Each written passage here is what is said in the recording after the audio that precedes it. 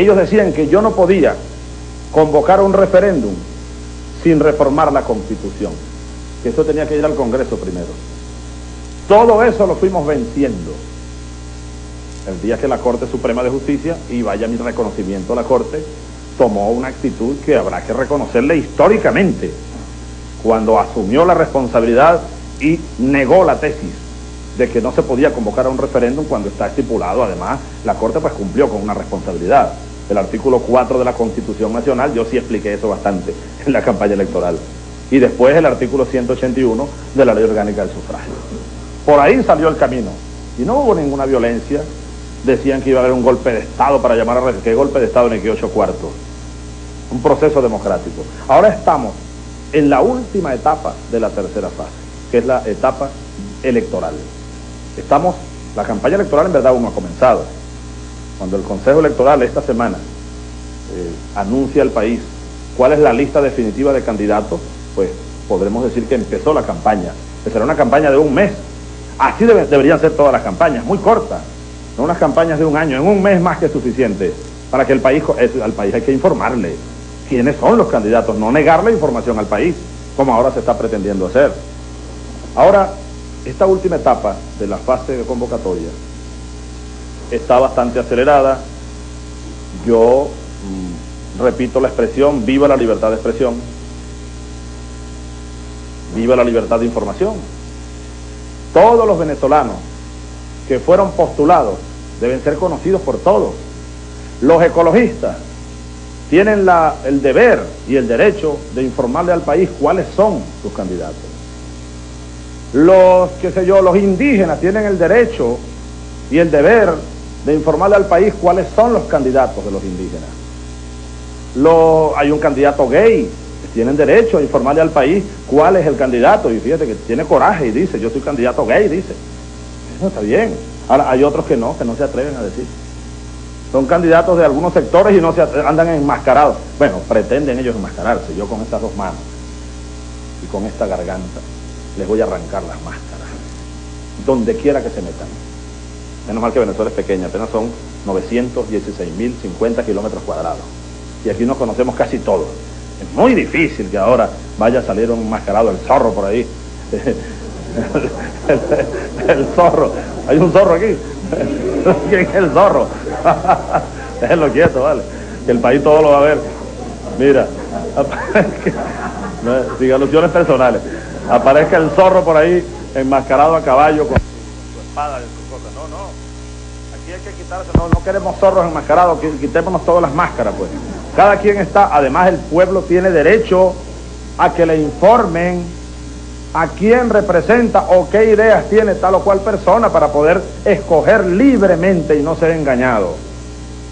Entonces por eso a mí me ha extrañado, a pesar de que yo dije, y lo mantengo porque lo creo de buena fe, pero claro, como el mundo está lleno de buena fe por una parte y por mala fe por la otra cara de la moneda, yo de verdad defendí la tesis de que no se metieran los símbolos partidistas en el tarjetón.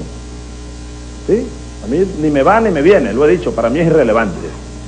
Bueno, hay sectores políticos que reclamaron y bueno, yo les dije, reclamen si ustedes quieren, pero yo ni me va ni me viene.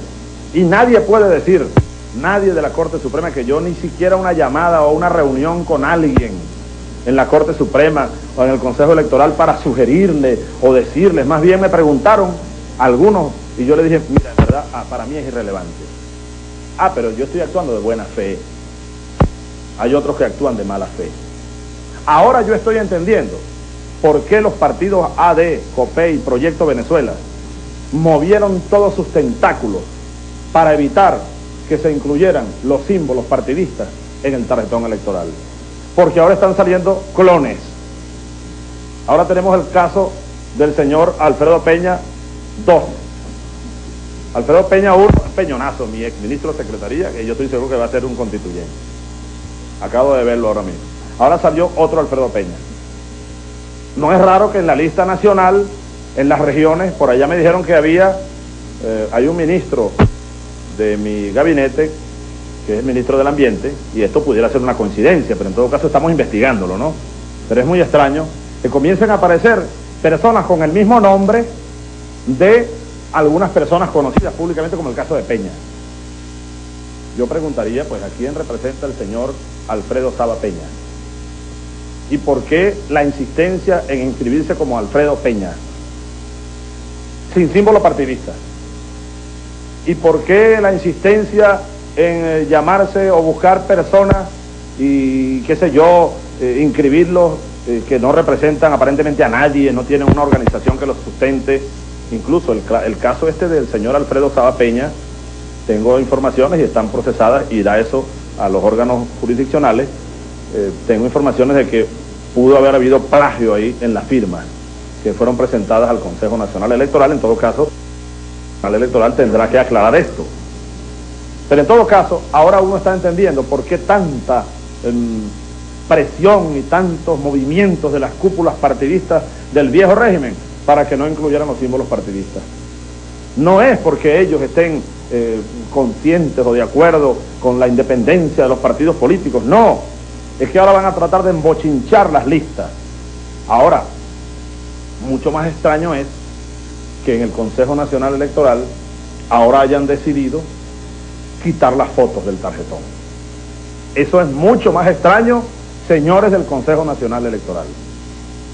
Y no es cierto que incluir las fotos en blanco y negro incremente de manera exagerada el costo de las boletas electorales. No es cierto, porque en blanco y negro sabemos, los que saben ustedes de impresión, que en la misma plancha sale la foto con las letras, y no hay que, si fuera en color sería más caro, pero es en blanco y negro, lo que estaba estipulado y lo que siempre se ha hecho. Entonces, ante esta situación, como se está ya dibujando la última etapa de la fase de convocatoria, pues yo he insistido y lo voy a seguir insistiendo en que estoy obligado a evitar, hasta donde pueda yo, hasta donde podamos evitar que el pueblo sea confundido, porque al pueblo venezolano lo han engañado muchísimo. En las elecciones al Congreso en estos últimos años, ahí han entrado narcotraficantes, corruptos, representantes de sectores tal o cual, bueno, engañando al pueblo con esas listas, bueno, donde la gente va a votar sin saber por quién va a votar. No, esto no puede ser. No puede ser así en este caso, sencillamente porque no estamos eligiendo un Congreso cualquiera. Estamos eligiendo una Asamblea Constituyente que debe ser originaria, plenipotenciaria, para definir el rumbo del próximo siglo venezolano, para definir los próximos 100 años de Venezuela. Es una cosa muy seria lo que está pasando, lo que estamos haciendo, para permitir que al pueblo lo engañen. Y también ese empeño de que yo no diga cuáles son los candidatos míos. ¿Por qué no puedo decirlo? Que todos lo digan, pues. Lo que es igual no es trampa. Vayan a decirlo. El canal del Estado está a la orden para que los señores adecos vayan a decir cuáles son sus candidatos. Si el señor Carlos Andrés Pérez quiere que yo lo promocione, yo lo promociono. Carlos Andrés Pérez, candidato a la constituyente en tal estado, yo lo digo. Si el señor Donald Ramírez es candidato a constituyente, esperemos la lista, a ver, yo también lo puedo decir. Pero también puedo decir que Tarek William Saab es candidato a la constituyente. ¿Por qué no? ¿Cuál es el misterio? ¿Cuál es el problema? Ah, ya yo sé por qué no quieren. Porque ellos quieren que el pueblo esté confundido. Como cuando el niño va a la piñata y le dan vueltas y lo marean para que no sepa dónde está la piñata. Igualito, al pueblo lo quieren marear. Pues yo no voy a permitir que al pueblo lo mareen. Y yo hago un llamado a todas las instituciones que tienen responsabilidad, porque yo soy jefe del Estado. Y todos los entes del Estado deben actuar en función del interés de un colectivo del pueblo venezolano y no dejarse manipular o presionar por intereses subalternos. Todos los entes del Estado deben estar pendientes de que este proceso se siga desarrollando de la manera más cristalina es conveniente para todos. Sería terrible que termine esto en un desastre por voluntad de unas cúpulas que quieren, digamos, entubar todo, o quieren enturbiarlo todo, o quieren confundirlo todo. Nosotros no lo vamos a permitir. Y yo, personalmente, estaré actuando día y noche al respecto, orientando al pueblo venezolano. Que cada quien lo haga. Es el llamado. No podemos optar ahora por negar información al país. No. Se habla de la libertad de expresión, practiquémosla. El país necesita saber, tener la mayor cantidad de información, porque todos sabemos que para tomar buenas decisiones hay que tener buena información y en buena cantidad y información de calidad. El pueblo, usted amiga, usted amigo venezolano que me está viendo, que me está oyendo, tiene que tomar una decisión pronto. El 25 de julio faltan 33 días. De la decisión que usted tome dependerá grandemente el futuro de Venezuela y el de nuestros hijos. Entonces no podemos negarle a ustedes la información. Ustedes están en el derecho de saber a quién representa cada uno de los candidatos y qué corriente lo está orientando. Es un derecho de ustedes y yo estoy cumpliendo con una obligación. Bueno, dentro de ese esquema de fases, la primera, la segunda, la tercera, que está terminando ya, nos estamos acercando a una cuarta fase. Ya yo estoy pensando en la cuarta fase. Siempre es bueno pensar por adelantado. Siempre es bueno pensar por adelantado. Picar adelante. Cuando uno está jugando primera base y hay hombre en segunda y hombre en primera, y un AO, por ejemplo, uno tiene que pensar siempre, si me dan un rolling de frente, ¿qué voy a hacer? Antes de que el rolling salga, si lo agarro de este lado, si lo agarro en la raya, ¿a dónde voy a voltear? Pensar siempre adelante. Ahora, pensando adelante, ya yo estoy pensando, además de estar combatiendo en la tercera fase, estoy pensando en la que viene, en la cuarta fase. Y es allí la razón fundamental de la creación de este equipo asesor, de este Consejo Presidencial Constitucional. Esa cuarta fase va a ser mucho más delicada, mucho más importante que las anteriores, porque en esa cuarta fase, que es la fase asamblearia, comenzará el día en que se instale la Asamblea Nacional Constituyente y terminará el día en que la Asamblea se transforme.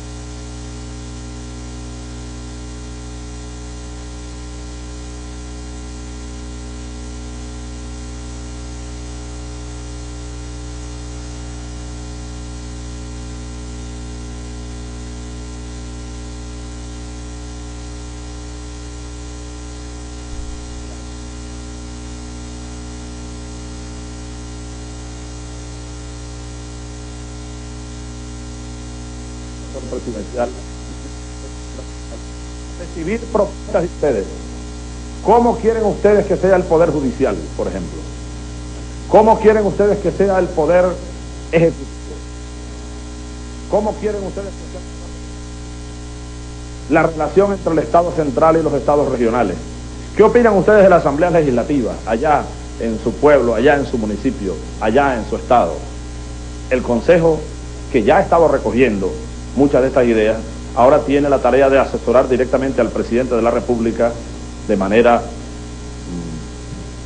extraoficial, en un equipo de asesores, de manera permanente, sin compromiso oficial, acerca de las líneas principales que vamos a recomendar a la Asamblea Constituyente para que ella tome sus decisiones.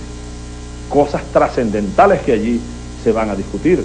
Y además, pues los candidatos que están en la calle, los candidatos constituyentes, deben explicarle al país cuáles son las ideas que ellos defienden, cuáles son las ideas que ellos promueven, porque ahí está el meollo del problema.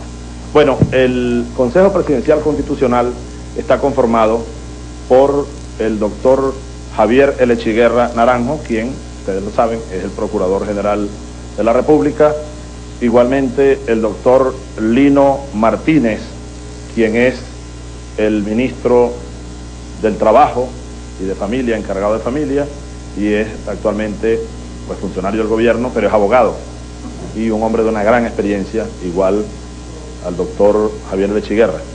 En tercer término, el doctor Luis Vallenilla, conocido en el país, también es candidato constituyente, candidato a la Asamblea Constituyente, inscrito por el Polo Patriótico. El doctor Luis Vallenilla es el presidente de Fundapatria y se ha incorporado con todo el equipo que tiene Fundapatria y toda su experiencia de años de trabajo en defensa del patrimonio nacional de la patria al trabajo en este Consejo Asesor Presidencial. Igual el doctor Germán Escarrá Malavé fue candidato y elegido senador por el Movimiento Quinta República, renunció al Senado y ahora es candidato a la Asamblea Constituyente a nivel nacional, igual que el doctor Luis Vallenilla es candidato a nivel nacional por el Polo Patriótico. El doctor Germán Escarrá es un eminente constitucionalista y estudioso de la ciencia jurídica y la ciencia política y nos ha hecho grandes aportes y ahora se está incorporando al equipo, al Consejo Presidencial Constitucional. También tenemos al general de brigada retirado del ejército, Luis Belisario Espinal Vázquez, también un hombre, fue uno de mis jefes cuando yo era capitán mayor. Yo era mayor por allá en la frontera, en el Orza, en Apure. El general Espinal era el comandante de la primera división de caballería. Estuve bajo su mando y fue uno de los buenos jefes que yo tuve. Severo y justo. El jefe tiene que ser, Bolívar decía. Yo ayer estaba leyendo a Bolívar y Bolívar era sabio. Hablando de la amistad, el general Espinal y yo somos amigos desde hace tiempo. Él es abogado, constitucionalista, ha sido juez, profesor en la Universidad de Santa María durante muchos años, ha formado generaciones de abogados y estudiosos de la ciencia jurídica. Aquella palabra de Bolívar, que Bolívar decía, fíjense qué sabiduría: la amistad tiene en mi corazón un templo y un tribunal. Un templo y un tribunal, la justicia para la amistad, y un templo, lo sagrado. Y al templo y al tribunal consagro, decía Bolívar, mis deberes, mis sentimientos y mis afectos, pero primero mis deberes. Esto es un buen mensaje para evitar o para criticar esa amistad malentendida, del que ponme aquí que soy tu amigo para ver qué hago y cuánto hay para eso, y ponme donde haya, como decían antes, ¿no?, los corruptos. Una amistad malentendida y mal practicada. Bueno, el general Espinal Vázquez, amigo, fue mi jefe, tuve el honor de ser comandado por él durante 2 años, y ahora se incorporó a este equipo, Consejo Presidencial Constitucional. Tenemos también al doctor Ricardo Convellas, como ustedes saben, expresidente de la COPRE en su último periodo y con una gran experiencia en esto. También es candidato nacional a la Asamblea Constituyente por el Polo Patriótico y se ha incorporado al Consejo Presidencial Constitucional con una gran carga de experiencia, ideas, incluso del derecho comparado. El doctor Convellas ha estado comparando, por ejemplo, los sistemas jurídicos europeos con los latinoamericanos, el español con el inglés, con el alemán, y hay grandes experiencias que estamos afinando ya para proponer a la Asamblea Nacional Constituyente. También contamos con Tarek William Saab, el poeta de la Revolución, como ya se le conoce. También es candidato nacional por el Polo Patriótico a la Asamblea Constituyente y miembro ad hoc de este Consejo Presidencial Constitucional. Contamos con el apoyo igual de la Secretaría, que va a funcionar desde hoy mismo. Va a ser coordinado, el Consejo Presidencial Constitucional va a ser coordinado por el doctor Luis Vallenilla, quien ya ha estado, te vi antenoche trabajando aquí a la 1 de la mañana, ya con esos equipos y las secretarias articulando ideas. Sí, son 24 horas al día las que tenemos que trabajar en estos momentos cumbres de la historia del país. Vamos a contar con el apoyo de 2 venezolanos eminentes, abogados, estudiosos de la realidad, y escritor Gonzalo Ramírez Cubillán y Rafael Sarría, quienes van a estar en la Secretaría de Coordinación con el doctor Luis Vallenilla. Bien, yo voy entonces a desearle a este Consejo Presidencial Constitucional, a desearle éxito, como estoy seguro van a tenerlo en sus difíciles tareas, a pedirle a Dios que los ilumine y a que estoy seguro ya lo es, un equipo bien integrado que recoja diversas ideas de diversos sectores. Si los representantes de Acción Democrática, y esto lo digo sin ningún cinismo, porque no soy cínico, si algún representante honesto de Acción Democrática, de COPEI, de cualquier otro partido, o de los independientes, que hay también un grupo de independientes en la Asamblea Constituyente, de candidatos, y ojalá lleguen algunos a la Asamblea Constituyente, tienen algunas ideas para discutirlas, el doctor Luis Vallenilla está a la orden para recibir, discutir y articular ideas, buscar consenso. Termino esta información a los venezolanos con la lectura que voy a hacer de una carta. No es la carta a Illich. ¿Se acuerda de la carta a Illich? ¿Ah? La de la corte. Sí, hubo varias cartas, ¿verdad? Todo lo que yo hago le meten la lupa, ¿vale? Yo no puedo hacer una cartica porque la saca. Bueno, eso me parece bueno, ¿no? La carta al Chacal. Por cierto que vi una película con Marisabel el Día del Padre. Pude quedarme por fin un rato en la casona. Vimos el Chacal, una película del Chacal. Sí, qué casualidad, me acordé de la bendita carta. Y conocí al padre de Carlos Illich en San Cristóbal, el día de la toma de posesión de mi amigo bolivariano Mario Moronta, el nuevo obispo de San Cristóbal. Bien, yo voy a terminar esta actividad de hoy, de mediodía, leyendo esta carta que en la soledad de la medianoche el 22 de junio de 1999. Esta madrugada la terminé, la revisé y quiero que quede, y vamos a repartirla por todo el país para la reflexión. Y pues quiero que quede como enseñanza de este tiempo. Ojalá sea de enseñanza, al menos de discusión. Y para que mis adversarios pues también la saquen y la trituren si quieren y si pueden triturarla. En todo caso, va del corazón, de mi corazón, al corazón de los venezolanos de buena voluntad. Carta del presidente Chávez a los venezolanos.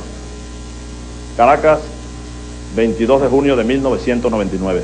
Queridos compatriotas, en pocas semanas el pueblo de Venezuela tomará la decisión trascendental de escoger a los hombres y mujeres que deben integrar la Asamblea Nacional Constituyente, cuya convocatoria formulé en mi condición de presidente de la República y fue aprobada el 25 de abril pasado, conjuntamente con las bases comiciales y con el concepto fundamental de cambiar el ordenamiento constitucional hacia una democracia social y participativa.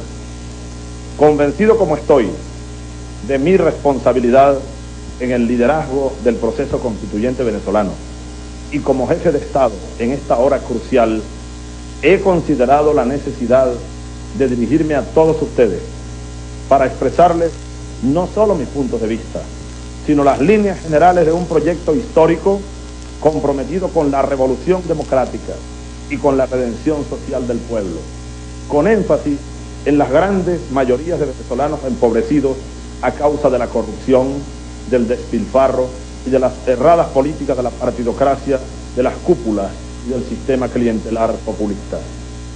A esa descomposición se agregó la separación entre el liderazgo político y sus propias bases partidistas y el resquebrajamiento del llamado sistema de representación. Se ignoró el conflicto social latente y a la hipertrofiada corrupción en todos los niveles y sectores de la estructura político-administrativa del Estado se unió la especulación, el acaparamiento, el galopante desempleo, la devaluación y el empobrecimiento de los venezolanos. A ello se añade la gravísima impunidad de los hechos delictivos. Como consecuencia de todo ello, emerge el poder constituyente originario, no solo ante la deslegitimación del poder constituido, sino ante la crisis económica, social y moral de la República. De allí que el más importante desafío de nuestro tiempo es el de conducir la operación constituyente en paz y en democracia.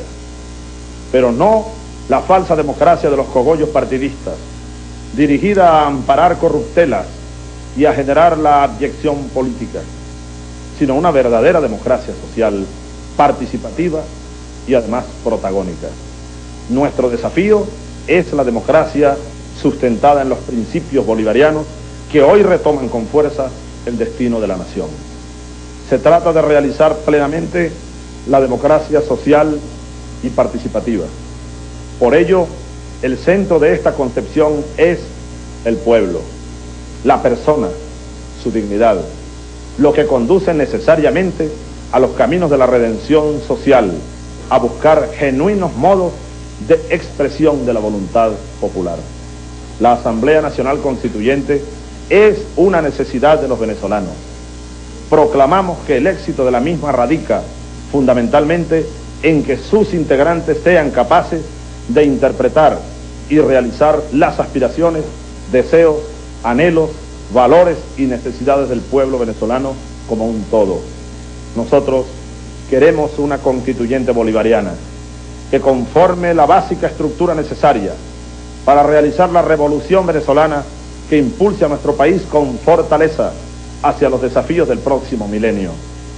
Se trata de una revolución democrática, de hondo contenido social y político, que rescate al ciudadano, que supere la crisis de participación, que resuelva la ineficacia de la acción estatal y la corrupción administrativa, que establezca reglas inequívocas para superar la pobreza y que nos represente con absoluta independencia y autonomía en el concierto de las naciones. No queremos una democracia con poderes fácticos que la dominen, ni tampoco con poderes invisibles que no permitan al ciudadano conocer las acciones de quienes detentan el poder. De esos valores y fines, de esas líneas que son base fundamental del proyecto constitucional bolivariano para una democracia social, participativa y protagónica, quiero hablar a los venezolanos en esta hora suprema de nuestra historia. Son 10 los principios que voy a anunciar, apenas los voy a anunciar, luego comenzaremos a discutirlos a lo largo de los días que vienen. Los valores de la democracia es el primer gran principio. El segundo, el sistema político, un sistema político amplio, profundo, de contenido político, ético fundamentalmente. El tercer principio es la descentralización, la desconcentración y un verdadero federalismo. El cuarto, un poder judicial independiente verdaderamente. El quinto principio, los derechos humanos y su defensa irrevocable, tanto sociales, tanto individuales como sociales. El sexto principio, se trata de un nuevo orden económico que hay que construir. El octavo es el nuevo orden social, un orden social donde existamos para ayudarnos mutuamente, como decía Simón Rodríguez, no para destruirnos mutuamente.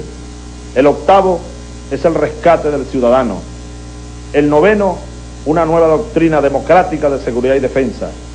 Y el décimo, el poder moral como mecanismo de modernización y saneamiento del Estado. En esta hora estelar para la nación entera, ocupando como ocupo este sitial de compromiso y de lucha por designio supremo del pueblo de Simón Bolívar, sintiendo con angustia terrible los dolores de nuestro negro pasado reciente, he querido dirigir esta carta a todos mis compatriotas. Y lo hago con la certeza de que el Dios nuestro de todos los días me permitirá, como siempre, llegar al corazón de ese pueblo glorioso, para llamarles a la batalla del 25 de julio y a la victoria de nuestras banderas patrias. Y los llamo optimistas y dichosos, como diría el Libertador el 15 de febrero de 1819 en el Congreso Constituyente de Angostura, cuando dijo: dichoso el ciudadano que bajo el escudo de las armas de su mando convoca la soberanía nacional para que ejerza su voluntad absoluta. He aquí el papel más grandioso que a soldado alguno pueda tocarle en esta obra de teatro que es la vida. Tal ha sido sencillamente mi papel. Mil gracias por su atención.